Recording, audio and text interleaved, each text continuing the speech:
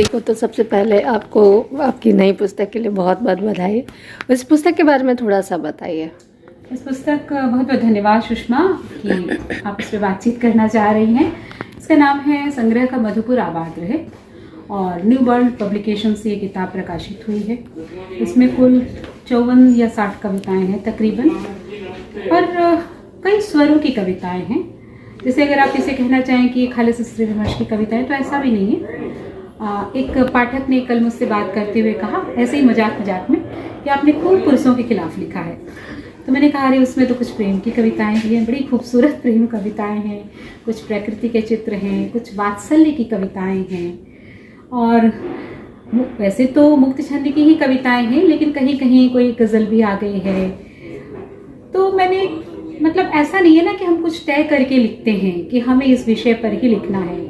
ये शोध नहीं है, कविता जो है वो रिसर्च पेपर नहीं है कि हमने तय कर लिया कि भाई हमें तो इस पे काम करना है और हम उसी ओर आगे बढ़ते हैं। कविता तो ये है कि कब आपके मन में कौन सा भाव आया और आपने उस पर लिखना शुरू कर दिया। जैसे मेरे संग्रह में एक लंबी कविता है, मुक्ति कहाँ है।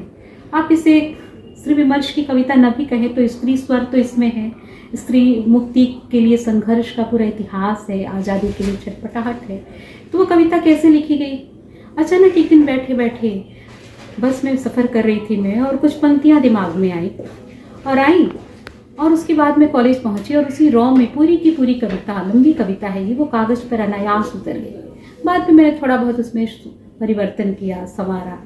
इसी तरह से कविताएं लिखी जाती हैं। बहुत सारी ऐसी कविताएं हैं जो आई। इसमें एक छोटी सी कविता है, खौफ के साए, वो भी ऐसे 2 पंक्तियां कभी लिख ली गई, बाद में किसी अंतराल में वो कविता पूरी हो गई। तो इसी तरह बहुत सारी कविताएं लिखी जाती हैं। प्रकृति, उसमें शांति निकेतन के कुछ चित्र हैं। उसमें एक कविता है गौरैया और एक लंबी कविता है गौरैया जो गायब हो रही है, गौरैयों के अस्तित्व पर जो संकट है। इसमें बड़ी बड़ी बातें होती हैं लेकिन हम हकीकी तौर पे कुछ नहीं कर रहे हैं। तो अचानक एक दिन मैंने देखा कि गौरैया ने घोंसला बनाया है और उसके बाद उसे उजाड़ दिया गया और फिर से वो इधर उधर से तिनके चुन रही है। इसी तरह से मुझे लगता है कविताएं उपजती हैं अगर आप बहुत सायास होकर लिखने की कोशिश करते हो। जैसे मुझे किसी एक स्वर विशेष के तहत लिखना है तो मुझे लगता है थोड़ी सी मुश्किल है। मैंने सायास होने की कोशिश नहीं की है, या थीम राइटिंग जिसे कहते हैं ना, वो करने की कोशिश नहीं की है। कई बार लिखी भी गई है इस तरह की कविताएं, तो कुछ कविताओं को मैंने छाट दिया है, संग्रह में जगह नहीं दी है। बाकी आप पढ़िए, आप